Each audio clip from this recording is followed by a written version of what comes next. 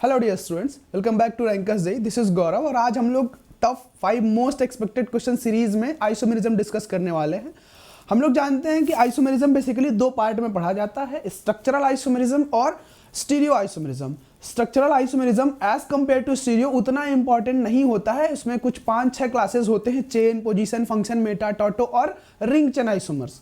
इनमें जो नीचे के 3 हैं जैसे टॉटोमर्स, रिंग चेन और मेटामर्स, ये ज़्यादा इंपॉर्टेंट है एज कंपेयर टू अदर्स, और the whole structural isomers is less important as compare to stereo. But anyway important है, कम है ज़्यादा है उसकी बात अलग है। क्वेश्चन आ सकता है और क्वेश्चन आ गया नहीं बना तो आपके लिए ज़्यादा इंपॉर्टेंट हो जाएगा, है ना। तो हम लोग उसको छोड़ेंगे नहीं, उससे भी हम लोग क्वेश्चंस करेंगे और देखेंगे किस तरह के क्वेश्चंस मेनली हम लोग समराइज्ड व्यू में देखेंगे कि कैसा क्वेश्चन आ सकता है। सबसे पहले उसी टॉपिक को ध्यान में रखते हुए हम लोग आते हैं। पहला क्वेश्चन आपके सामने है जिसमें लिखा गया है कि which are not positional isomer. Positional isomer कौन नहीं है इसमें से। अब जानते हैं यार पोजिशन आइसोमर क्या होता है कि किसी फंक्शनल ग्रुप का, किसी एटम का, किसी मल्टीपल बॉन्ड का पोजीशन अगर दो मॉलिक्यूल्स में अलग अलग हैं तो हम लोग उनको पोजिशनल आइसोमर बोलेंगे सिंपली, है ना। For positional isomer they should not be functional isomer. ठीक बात है। मतलब ये जो स्ट्रक्चरल आइसोमर का सीरीज है, सेक्शन है जिसमें हम लोगों ने डिस्कस किया कि 5-6 हैं, इन सब में सबसे ज्यादा इंपॉर्टेंट हम लोग फंक्शनल आइसोमर को ही देंगे। ठीक है, सबसे ज्यादा इंपॉर्टेंस फंक्शनल को देना है, क्योंकि मतलब ऐसा स्टेटमेंट बोला जाता है पढ़ाते टाइम कि फॉर एनी स्ट्रक्चरल आइसोमर माने अदर देन फंक्शनल आइसोमर। अगर आपको चेन आइसोमर बोलना है तो चेन में तो एनीवे आपको फंक्शनल आइसोमर नहीं दिखेगा। पोजिशनल बोलना है या फिर मेटा बोलना है, टॉटो बोलना है, तो आप तभी बोल पाएंगे जब वो फंक्शनल आइसोमर नहीं होंगे। ठीक है, मतलब फंक्शनल आइसोमर अगर आपको दिख रहा है, फंक्शनल ग्रुप का चेंज अगर दिख रहा है तो आप सबसे प्रायोरिटी में रखेंगे फंक्शनल आइसोमर को। ठीक है, तो हम लोग देखेंगे यार पोजीशन किसमें किसमें चेंज है, किसमें किसमें चेंज नहीं है, वही हम लोग को ढूंढना है। अब इसमें अगर हम लोग बात करा जाए पहले ऑप्शन में, पहले सेट में देखा जाए तो number of carbon atom in principle carbon chain 1 2 3 4 1 2 3 4 same. यहां पे 2 मिथाइल ग्रुप एक ही कार्बन पे लगे हुए हैं और उस कार्बन का पोजीशन क्या है 1 और 2 पे 2 मिथाइल ग्रुप लगे हुए हैं। इस पे चाहे किधर से भी चलो नंबरिंग इक्विवेलेंट है 2 3 4। यहां पे भी 2 methyl group as a substituent लगे हुए हैं, लेकिन मिथाइल ग्रुप का पोजीशन चेंज है, एक 2 पे है एक 3 पे है। तो ये तो पोजिशनल आइसोमर है, ये हमें चाहिए नहीं। ठीक है, ये पोजिशनल आइसोमर है। इधर आ जाओ, बात करते हैं। देखो प्रिंसिपल कार्बन चेन में कितने कार्बन एटम हैं? 1 2 3 और 4। यहां से भी 1 2 3 और 4। ठीक है, कोई दिक्कत नहीं यार। और देखते हैं पोजीशन है कि नहीं है। ठीक है, इनमें देखो यहां अगर किसी ने देख लिया कि ये Cl C double bond O से जुड़ा हुआ है और अगली बार Cl का पोजीशन चेंज करके दूसरी जगह रख दिया गया है, वहीं पे वो गलत कर देगा। कैसे गलत कर देगा? देखो यहां पहले वाले सेट में जो पहला मॉलिक्यूल है उसमें ऐसा लिखा हुआ है कि RCO और उससे Cl ग्रुप जुड़ा हुआ है। ठीक है, इसमें R, इसको मैंने R कंसीडर कर लिया, CO और Cl ग्रुप जुड़ा हुआ है इससे। इसमें आ जाओ तो हम लोग इसको कंसीडर करेंगे सपोज R डैश CO और यहां पे H जुड़ा हुआ है। ध्यान देना, ये Cl group as a substituent हमने कंसीडर कर लिया और पूरे को R डैश बोला। ठीक है, आपने अगर IUPAC किया हुआ है तो आपको ये समझ में आ रहा होगा कि मैंने इसको ऐसा क्यों किया। ठीक है, अब जैसा ही ऐसे हुआ आपने इस फॉर्म में इसको देखा तो ये एसिड क्लोराइड है। ठीक है, ये acid chloride group functional group और ये अल्डिहाइड फंक्शनल ग्रुप है। जब दोनों फंक्शनल ग्रुप अलग अलग हैं तो हम लोग और किसी स्ट्रक्चरल आइसोमर के बारे में सोचेंगे ही नहीं, फंक्शनल ग्रुप की प्रायोरिटी हमेशा ऊपर होगी। तो these two are not positional but functional isomers. ठीक है, ये हो गया फंक्शनल आइसोमर। हमसे यही पूछा गया है कि इनमें से कौन सा ऐसा जो पोजिशनल नहीं है, हमें तो जवाब मिल चुका। अगर आपको वेरीफाई करना आप नीचे भी चेक कर लो यार, नीचे चेक कर लो। देखो डबल बॉन्ड के अलोंग हम लोग देखेंगे कि इसके अल्टरनेट पोजीशन पे एक मिथाइल ग्रुप लगा हुआ है और 1 2 3 तीसरे पोजीशन पे एक एथाइल ग्रुप लगा हुआ है। ठीक है, अच्छा अगले वाले में देखो ये मिथाइल ग्रुप का पोजीशन चेंज हो गया। ठीक है, मिथाइल ग्रुप का पोजीशन चेंज कर दिया गया और पोजीशन चेंज कर दिया गया। फिर उसके बाद यहाँ पे एक मिथाइल है, एक एथाइल है, ये मिथाइल है, ये मिथाइल है, ये दोनों आइसोमर ही नहीं है, मॉलिक्यूलर फॉर्मूला ही अलग अलग है। तो जब आइसोमर ही नहीं है, मॉलिक्यूलर फॉर्मूला ही अलग अलग है, तो पोजीशन और फंक्शन की बात ही क्या करेंगे हम लोग। इसमें अगर बात कर ले हम लोग तो देखो 1 2 3 प्रिंसिपल कार्बन चेन सेम है। अब OH का पोजीशन देखो यहाँ पे दूसरे, किधर से भी चलोगे दूसरे कार्बन पे आ रहा है, इधर से चलोगे 1। आपने IUPAC किया हुआ है, नंबरिंग आपको पता है, तो ये बहुत आराम से आप कर पाएंगे। मतलब हमें करेक्ट आंसर आपको मिल चुका है। मतलब एक रफ आइडिया होना चाहिए कि भाई स्ट्रक्चरल आइसोमर में जो जो कॉन्फ़िगरेशन है उसमें एक रफ आइडिया होना चाहिए, ठीक है, क्लियर है। अब मेटामर्स क्या होते हैं, जो मैंने बोला कि ज्यादा इंपॉर्टेंट है। मेटामर्स वो होते हैं कि किसी भी डाईवैलेंट या फिर मल्टीवैलेंट ग्रुप या फिर मल्टीवैलेंट एटम के अलोंग, मल्टीवैलेंट ग्रुप या मल्टीवैलेंट एटम जो मैं बोल रहा हूं इसका मतलब क्या है। जैसे मल्टीवैलेंट एटम के बारे में हम लोग बात करें सबसे पहले, तो मल्टीवैलेंट एटम क्या है, जैसे ऑक्सीजन अलग अलग वैलेंसी, सल्फर अलग अलग वैलेंसी, नाइट्रोजन अलग अलग वैलेंसी है, इन्हीं को हम लोग मल्टीवैलेंट एटम बोल रहे हैं। एक तो ये हो गया मल्टीवैलेंट एटम्स की बात हम लोग कर रहे हैं। मल्टीवैलेंट ग्रुप कौन से होते हैं, सपोज ऐसा कीटोन अलग अलग फंक्शनैलिटी, इधर भी कुछ जोड़ सकते हैं उधर भी कुछ जोड़ सकते हैं हम लोग, क्लियर है ये बात। चलो फिर उसके बाद इथर्स, अच्छा इथर तो हमने वहां पे अब यहाँ R डैश और R जोड़ दिया, ये इथर्स हो गए सर। ऐसे ही ग्रुप्स को हम लोग मल्टीवैलेंट ग्रुप बोलते हैं।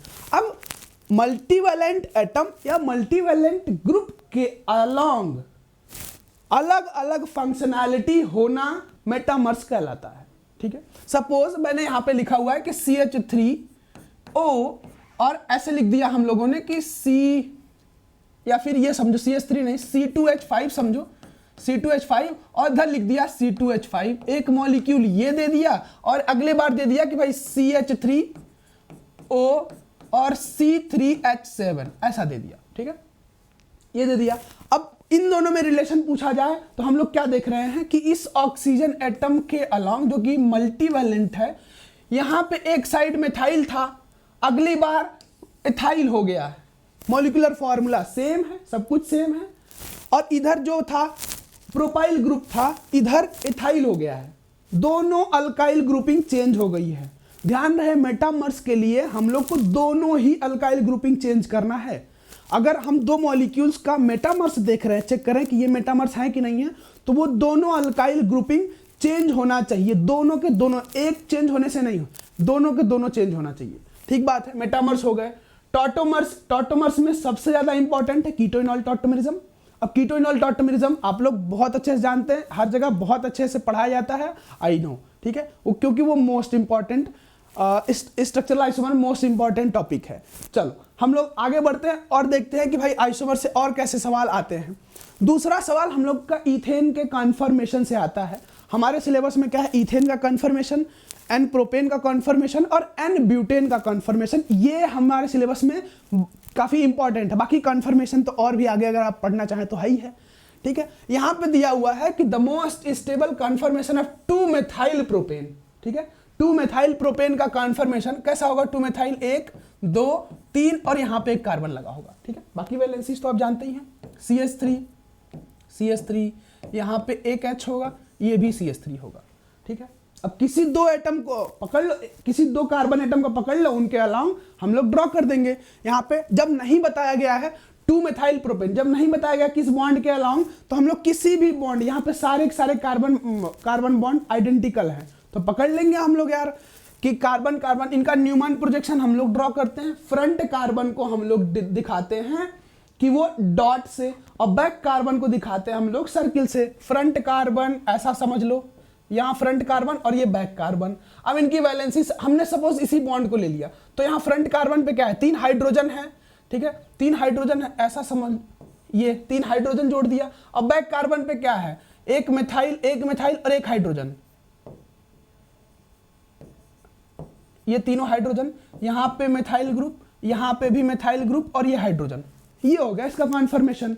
अब इसको अगर तुम उल्टा करके देखोगे तो दोनों मिथाइल वाले आगे आ जाएंगे, जैसा भी हो, ठीक है। अगर तुम इसको फ्रंट मानोगे तो 2 मिथाइल तुमको आगे वाले कार्बन से दिखेंगे, ठीक है। तो न्यूमैन कॉन्फर्मेशन ऐसा ड्रॉ किया जाता है। अब देखो यहां पे दिया हुआ है कि which of the following is most stable. अब मोस्ट स्टेबल क्या होगा कि जब कभी भी ये मिथाइल और मिथाइल में मैक्सिमम डिस्टेंस होगा, जब कभी भी मिथाइल और मिथाइल में मैक्सिमम डिस्टेंस होगा, तो हम लोग उनमें बोलेंगे कि भाई इनमें डाइहेड्रल रिपल्सन सबसे कम है, डाइहेड्रल रिपल्सन कम है और जिसकी वजह से एनर्जी कम है वो स्टेबल ज़्यादा है। तो एक कॉन्फर्मेशन से भी सवाल आ सकता है। अब इनको बदल बदल के भी कॉन्फर्मेशन हम लोग को मॉलिक्यूल बदल देगा, मॉलिक्यूल पे सब्स्टिट्यूएंट लगा दिया जाएगा, हो सकता है बल्कि ग्रुप। हम लोग को बस यही देखना है कि हिंड्रेंस कितना ज़्यादा। अब देखो क्या होता है कि अब इस कार्बन, पीछे वाले कार्बन को तुम फिक्स रखो, आगे वाले कार्बन को घुमाओ, घुमाते चले जाओ। अब देखो ये हाइड्रोजन और इस ग्रुप को नोटिस करो, ये दोनों अलग अलग कार्बन पे हैं। ये जैसे जैसे तुम आगे वाले कार्बन को घुमाते चले जाओगे ये हाइड्रोजन पास आता चला जाएगा और एक टाइम ऐसा आएगा कि ये इसके ऊपर दिखेगा, ठीक है, मतलब ओवरलैप हो जाएगा एक तरीके से। अब जब ओवरलैप हो जाएगा ऐसा, जिसको हम लोग इक्लिप्स फॉर्म बोलते हैं, ये पीछे वाला कार्बन, ये पीछे वाला ग्रुप है, ये आगे वाला हाइड्रोजन, सपोज करो ये ग्रुप आगे वाला है, ये दोनों ओवरलैप कर गए, इनके बीच में डाइहेड्रल एंगल 0 हो गया। अब डाइहेड्रल एंगल 0 पे मैक्सिमम रिपल्सन होता है और मैक्सिमम रिपल्सन में एनर्जी ज़्यादा हो जाएगी, एनर्जी ज़्यादा हो जाएगी मतलब स्टेबिलिटी सबसे कम हो जाएगी, ठीक है। तो ये कॉन्सेप्ट लगा के हम लोग कॉन्फर्मेशन वाला सवाल करते हैं। एक तो नॉर्मल चेन का कॉन्फर्मेशन हो गया, फिर उसके बाद अगले टाइप का सवाल एक आता है कि आपके पास साइक्लिक फॉर्म का कॉन्फर्मेशन। साइक्लिक फॉर्म में, साइक्लो अल्केन्स में क्या होता है कि एंगल स्ट्रेन होता है, एक्सपेक्टेड एंगल से कम एंगल होता है ना। अब एंगल स्ट्रेन को कम करने के लिए जो साइक्लो अल्केन्स हैं वो फ्लिपिंग प्रोसेस करते रहते हैं। अब साइक्लो अल्केन चाहे साइक्लोप्रोपेन हो, साइक्लोब्यूटेन हो, साइक्लोपेंटेन हो या फिर साइक्लोहेक्सेन हो, साइक्लोप्रोपेन में से साइक्लोप्रोपेन ही एक ऐसा साइक्लिक अल्केन है जो कि फ्लिपिंग नहीं करता है, ठीक है, ये फोर्स्ड इक्लिप्स फॉर्म में रहता है। उसके अलावा सारे जितने भी है साइक्लोब्यूटेन, पेंटेन, साइक्लोहेक्सेन, सारे फ्लिपिंग करते रहते हैं अपनी एंगल स्ट्रेन कम करने के लिए। अब देखो उन सब में सबसे ज़्यादा इंपॉर्टेंट हमारे लिए साइक्लोहेक्सेन का फ्लिपिंग होता है। अब साइक्लोहेक्सेन का फ्लिपिंग में ऐसा सपोज करो ये चेयर फॉर्म है, सबसे ज़्यादा स्टेबल चेयर फॉर्म होता है, ये आप लोग को पता होगा, ठीक। ये फ्लिपिंग करता रहता है और ऐसा प्रोसेस यहां से ये दोनों ही फ्लिपिंग करते रहते हैं, ठीक है। अब देखो एक फॉर्म से दूसरे, दोनों ही चेयर फॉर्म है, दोनों ही चेयर फॉर्म है और हमारे कंसर्न का सबसे ज़्यादा यही है, चेयर फॉर्म ही है। जितने भी साइक्लोहेक्सेन के जितने भी फॉर्म होते हैं फ्लिपिंग के दौरान, चेयर फॉर्म, हाफ चेयर, फिर उसके बाद ट्विस्टेड बोट, फिर ट्विस्टेड बोट में जाता है, फिर उसके बाद हाफ चेयर में और फिर फ्लिप फॉर्म में आता है। मतलब हमें यहाँ से यहाँ जाने के दौरान 4-5 स्टेज पार करने होते हैं, लेकिन हमें यही दोनों प्रोसेस ओवरऑल स्टडी करना होता है, याद रखना होता है और ध्यान देना होता है क्या ग्रुप कहाँ लगा हुआ है। अब देखो यहाँ पे क्या होता है कि सपोज हमने एक साइक्लिक फॉर्म में यहाँ पे एक्सियल फॉर्म, ठीक, एक्सियल पे कोई ग्रुप लगा दिया, सपोज यहाँ पे कोई ग्रुप जी लगा दिया हमने, यहाँ पे भी कोई ग्रुप जी डैश लगा दिया, ठीक है। क्या होता है अब नंबरिंग अगर कर दें 1 2 3 4 5 6, 1 और 3 पे ग्रुप्स लग जाते हैं, इनके बीच में होता है रिपल्सन, जिसको हम लोग बोलते हैं 1-3 डाइएक्सियल रिपल्सन, ठीक, 1-3 डाइएक्सियल रिपल्सन। अब रिपल्सन हुआ तो एक तरीके से एनर्जी बढ़ी, स्टेबिलिटी घटी, तो रिपल्सन को चाहेगा ना, मॉलिक्यूल फ्लिपिंग कर ही रहा है तो चाहेगा कि समहाउ अगर रिपल्सन कम हो जाए स्टेबिलिटी बढ़ जाएगी, है ना। अब ये फ्लिपिंग करता है और हम पता है कि भाई फ्लिपिंग के दौरान सारे एक्सियल बॉन्ड इक्वेटोरियल में कन्वर्ट हो जाते हैं और सारे इक्वेटोरियल बॉन्ड एक्सियल में कन्वर्ट हो जाते हैं। अब मान लो ये फ्लिपिंग किया और ग्रुप ऐसा चला गया, यहाँ पे ग्रुप आ गया क्योंकि एक्सियल था, इक्वेटोरियल हो जाएगा, है ना। और फिर उसके बाद यहाँ वाला ग्रुप था, ये भी इक्वेटोरियल में चला जाएगा, ये भी एक्सियल में था, ये भी इक्वेटोरियल में चला जाएगा, ठीक है। ये आप लोग ये बात नोट करके लिख लो कि भाई एक्सियल बॉन्ड्स सारे फ्लिपिंग के बाद इक्वेटोरियल में चले जाते हैं, दैट्स ऑल, ठीक है। अब जैसे ही यहां पे गया इक्वेटोरियल पोजीशन में, इसके और इसके बीच का रिपल्सन हो गया खत्म, ठीक है, इसके बीच का रिपल्सन हो गया खत्म। अब रिपल्सन खत्म हो गया, ज्यादा स्टेबल हो गया। अब ज्यादा स्टेबल हो गया, सपोज ये प्रोसेस है, हमने बोला कि इसका के इक्विलिब्रियम है समथिंग, ठीक। अब पूछ लिया जाएगा के इक्विलिब्रियम का ऑर्डर क्या होगा, 3-4 ऑप्शन दे दिया गया, पूछा गया कि ऑर्डर क्या होगा। तो जो ज्यादा फ्लिपिंग इधर जाके रुकना चाहेगा स्टेबल फॉर्म में, स्टेबिलिटी के लिए जो इधर जाके रुकना चाहेगा, स्टेबल एक बार मिल गया तो ये प्रोसेस वापस नहीं आना चाहेगा। अब वापस नहीं आना चाहेगा मतलब के फॉरवर्ड ज्यादा है। अब के फॉरवर्ड ज्यादा मतलब के इक्विलिब्रियम 1 से ज्यादा है, इज ग्रेटर देन 1। क्लियर है ये बात? इससे भी सवाल आ सकता है, लेकिन यहाँ पे पूछा गया कि कौन सा ज्यादा, या फिर स्टेबिलिटी, हाँ स्टेबिलिटी ऑर्डर पूछा गया है इनमें। ये जितने भी कॉन्फर्मेशंस दिए गए साइक्लोहेक्सेन के, इनका स्टेबिलिटी ऑर्डर पूछा गया है। तो यार हम देख लेंगे यहाँ पे क्या लगा, 2 मिथाइल ग्रुप लगा दिए गए हैं। अब 2 मिथाइल ग्रुप जब एक्सियल में होंगे, दोनों के दोनों जब एक्सियल में होंगे, सबसे ज्यादा रिपल्सन और सबसे कम स्टेबिलिटी होगी।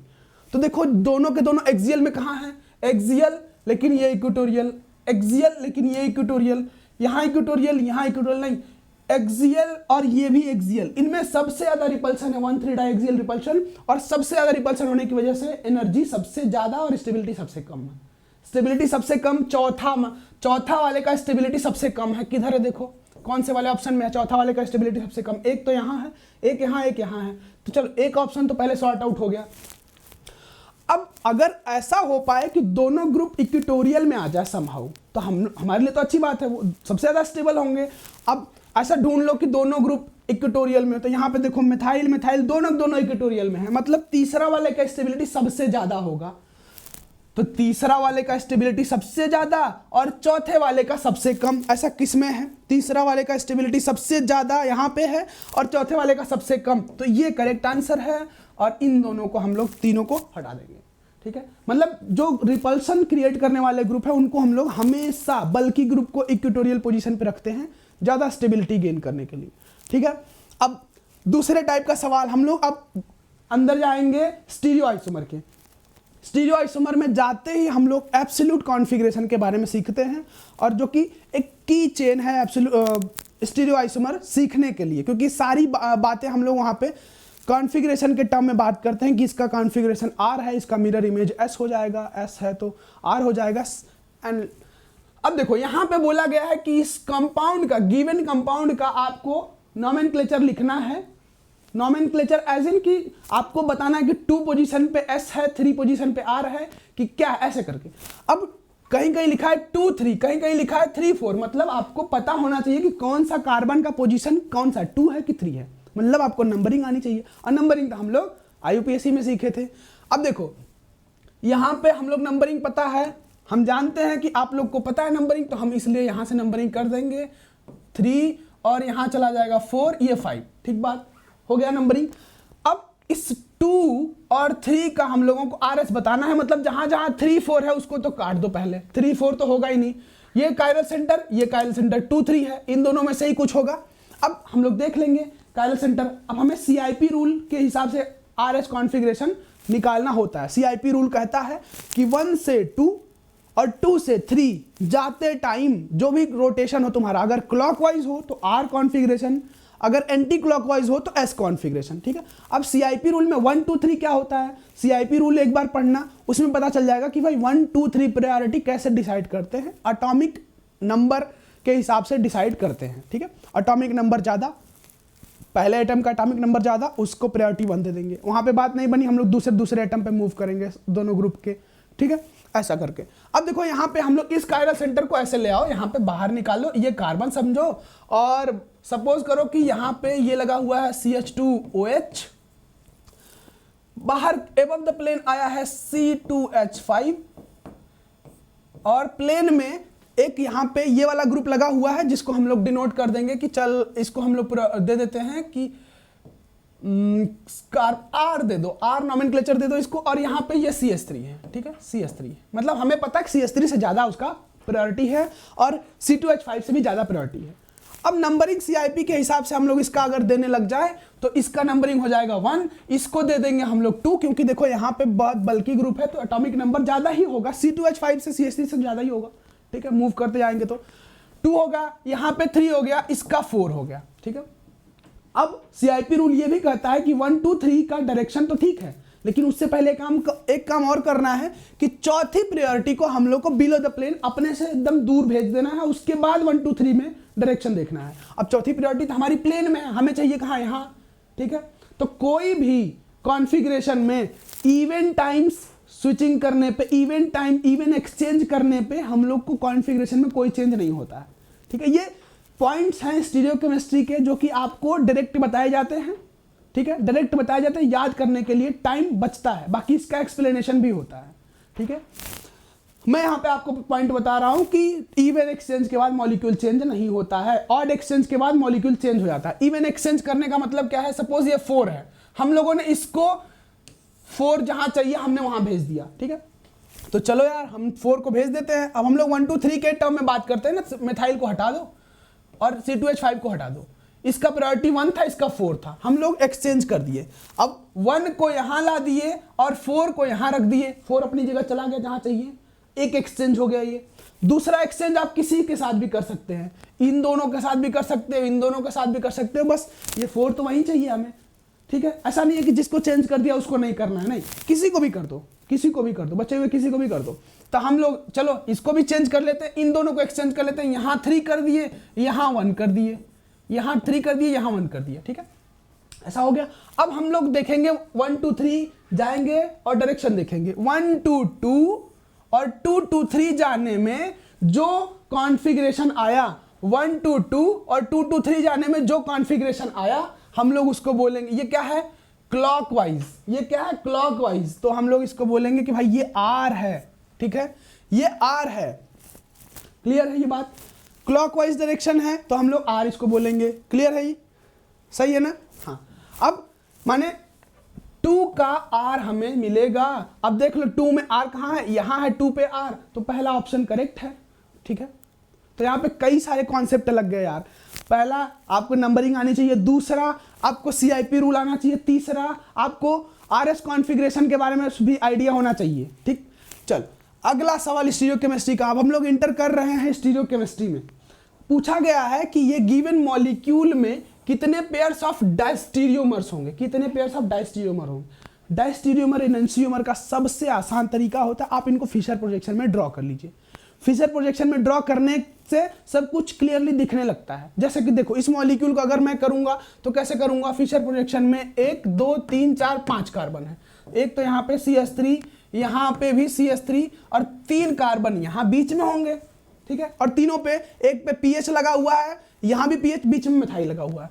यहाँ पे सपोज मिथाइल लगा दिया, यहाँ पे PH लगा दिया, यहाँ पे भी PH लगा दिया, बाकी पोजीशन पे H H H, एक तो ये फॉर्म बन जाएगा, ठीक है। अब ऐसा भी हो सकता है कि अब इसमें चेंज करते जाएंगे और देखेंगे कि क्या होता है। CH3, यहां 3 कार्बन, यहां भी CH3, ठीक है। एक पीएच को सेम रखे, यहां भी पीएच को सेम रखे, ये H कर दिए, यहां पे मिथाइल एक्सचेंज कर दिए थोड़ा सा, ठीक है, एक कार्बन पे एक्सचेंज कर दिए, एक फॉर्म और बन गया हमें, ठीक। अब हम लोग क्या करेंगे, CH3 चेंज करते जाएंगे ऐसे ही,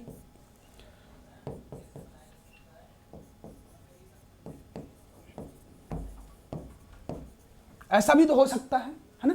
अच्छा, फिर उसके बाद एक ऐसा भी तो हो सकता है भाई, CH3, जितने पॉसिबिलिटीज हैं सब हम लोग चेंज कर दें, अलग अलग चाहिए हमको ना, जितने पॉसिबिलिटीज हैं भाई। ये कायरल सेंटर है तो इसके along above the plane below the plane दोनों ही एग्जिस्ट करेगा ग्रुप, तो उसके हिसाब से हम सारे ग्रुप्स बना रहे हैं, ठीक है। यहां पे भी 3 ग्रुप जोड़ दो भाई यार। अब क्या करना है, हाँ, थोड़ा सा कंजस्टेड हो गया, इसको हम लोग बड़ा बनाते हैं।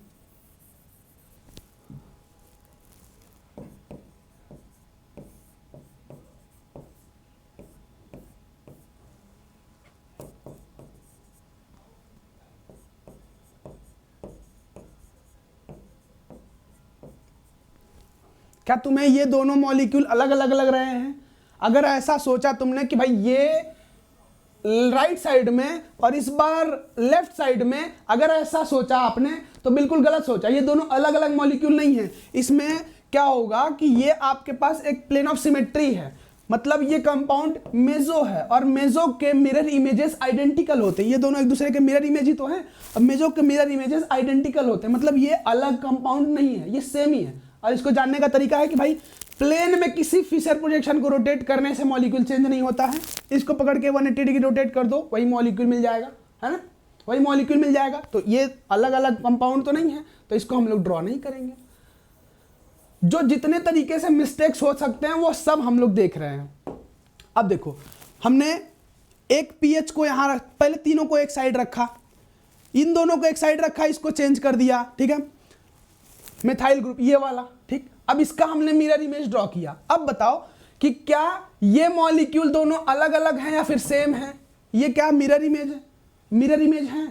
अब यहां पे भी मेसो कंपाउंड है, मेसो कंपाउंड को ऐसे रोटेट करोगे, जब रोटेट करोगे तो क्या हो जाएगा, घूम के वही सेम कंपाउंड मिल जाएगा। ये भी हमारे लिए डिफरेंट मॉलिक्यूल नहीं है, तो हम इसको भी हटा देंगे, ये भी हमारे लिए डिफरेंट मॉलिक्यूल नहीं, सेम ही है इसकी तरह। तो 2 हमें मिला अभी तक। अच्छा, और भी ड्रॉ करते हैं, और भी ड्रॉ करेंगे।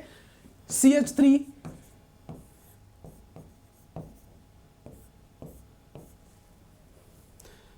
PH CH3, हाँ ठीक है। अगर हमने इसको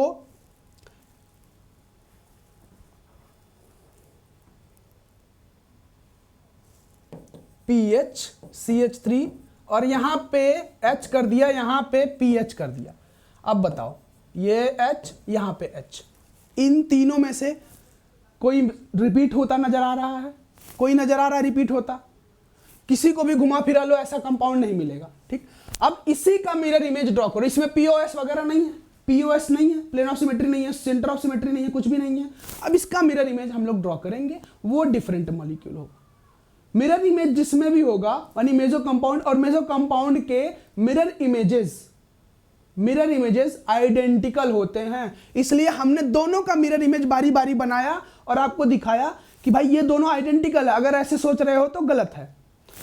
तो हम लोग ऐसा मॉलिक्यूल ड्रॉ करेंगे जिसमें मेसो हो, कोई बात नहीं, लेकिन उसका मिरर इमेज नहीं इंक्लूड करेंगे। इसमें मेसो है, इसमें मेसो है, दैट्स ऑल राइट, लेकिन मिरर इमेजेस इंक्लूड नहीं करेंगे। अब इसमें मेसो कंपाउंड नहीं है, प्लेन ऑफ सिमेट्री नहीं है, ये मेसो नहीं है, तो इसका मिरर इमेज भी एक अलग कंपाउंड होगा। इसका मिरर इमेज ड्रॉ कर लो कि यार CH3, यहां पे भी CH3, अब बाकी 3 बॉन्ड वो PH है, यहां पे आ जाएगा इस साइड PH, यहां CH3 आ जाएगा और यहां पे PH चला जाएगा, ठीक है। मिरर इमेज H H और H, क्लियर है? ये 4 तरह के पॉसिबिलिटीज हैं। अब इनको हम लोग नंबरिंग दे देते हैं यार, 1, ये 2, ये 3 और ये 4, ठीक। 4 तरह के अलग अलग पॉसिबल फिशर प्रोजेक्शन है। अब इसमें से हमको देखना है कि डायस्टीरियोमेरिक पेयर कितने बन रहे हैं। डायस्टीरियोमर क्या होते हैं? डायस्टीरियोमर वो होते हैं जो ना तो मिरर इमेज होते हैं, ना ही सुपर इम्पोजिबल होते हैं। ये देखो, ये दोनों क्या है? ये दोनों क्या मिरर इमेजेस हैं? नहीं। क्या ये दोनों सुपर इम्पोजिबल है एक दूसरे पे? जब मिरर इमेज नहीं है तो सुपर इम्पोजिबल का कोई सेंस नहीं। अच्छा, इसको उठा के, अच्छा ये जब मिरर इमेज नहीं है तो ये दोनों डायस्टीरियोमर है, इनैंसियोमर नहीं है तो डायस्टीरियोमर है। तो 1 and 2 एक डायस्टीरियोमेरिक पेयर है। उसी तरीके से 1, 3 क्या मिरर इमेज है? नहीं। क्या सुपर इम्पोजिबल है? नहीं। इनैंसियोमर नहीं है तो डायस्टीरियोमर होंगे। तो 1 and 3 भी आपका एक इनैंसियोमेरिक पेयर है। अच्छा, 1, 4 के बारे में क्या ख्याल है? 1, 4 के बारे में, जब 1, 4 बताओ, 1, 4, 1 और 4 क्या मिरर इमेजेस हैं? नहीं, डायस्टीरियोमर हैं, बिल्कुल। इनैंसियोमर नहीं है तो डायस्टीरियोमर है। तो 1, 4 का भी एक 1 and 4 डायस्टीरियोमेरिक पेयर है, ठीक बात है। अब 2 के साथ देख लेते हैं। ये 2 के साथ 1 तो हम लोग देख लिए हैं, 2 के साथ 3 देखो, क्या मिरर इमेजेस है? नहीं। सुपर इम्पोजिबल है? नहीं, तो डायस्टीरियोमर है। 2 के साथ भी एक रिलेशन आया 3 का, ठीक है। अब 2 के साथ 4 देख लो, 2 के साथ 4 क्या मिरर इमेज है? नहीं। क्या इनैंसियोमर है? नहीं। तो क्या ये डायस्टीरियोमर नहीं हो जाएंगे? तो 2 और 2 and 4 कितने पेयर हो गए? अब 3, 4 के बारे में देखो। 3 का 1 के साथ रिलेशन हम लोग इंक्लूड कर लिए, 3 का 2 के साथ रिलेशन इंक्लूड कर लिए, 3 का 4 के साथ देख लो, 3 का 4 के साथ क्या ये दोनों मिरर इमेजेस हैं? यस, ये दोनों मिरर इमेजेस हैं और non super imposable mirror images हैं, इसलिए ये इनैंसियोमर्स होंगे। तो इनैंसियोमेरिक पेयर कितना है? 3 and 4 ये इनैंसियोमेरिक पेयर हैं। बाकी वो सारे सारे डायस्टीरियोमेरिक पेयर हैं, मतलब 5 डायस्टीरियोमेरिक पेयर बनेंगे, ठीक है। तो हमने मोस्ट क्रूशियल सेक्शन आइसोमेरिज्म का डिस्कस कर लिया। एक पोर्शन और बचता है जिसको हम लोग calculating number of isomers, structural की बात कर रहा हूं, ठीक है। Calculating number of isomer structural में भी, calculating number of isomer stereo में भी। उसके फॉर्मूला है, अगर आपको फॉर्मूला याद है तो आप डायरेक्टली कर लेंगे, फॉर्मूला नहीं याद है तो कोई और तरीका बिल्कुल नहीं है उसमें, क्योंकि जब जहां पे कैलकुलेट करने के लिए पूछा जाएगा, ऑब्वियस सी बात है वो देख के आपको पता नहीं चलेगा कि कैलकुलेट करके। और सारे पॉसिबल आइसोमर ड्रॉ कर पाना तो एग्जैक्टली आपके लिए पॉसिबल ही नहीं होगा एग्जाम हॉल में, ठीक है। आप घर भाग के भले ही ड्रॉ कर लें, लेकिन वो हमारे काम का थोड़ी, हमारा इंटरेस्ट तो उसमें है नहीं। हमको तो भाई क्वेश्चन सॉल्व करके आंसर, वो मार्क्स चाहिए ना हमको, ठीक है। तो इतने टाइप के क्वेश्चन आते हैं, जनरली आते हैं, और मुझे उम्मीद है कि अगली बार भी आएंगे। तो आई होप कि आपको ये वीडियो थोड़ा भी हेल्पफुल रहा हो। तो आप कमेंट करके जरूर बताएं कि कितना अच्छा वीडियो था, या फिर कुछ और सुधार करना है तो I am ready for that, ठीक है। मिलते हैं अगले वीडियो में, तब तक के लिए tata bye bye, take care, all the best.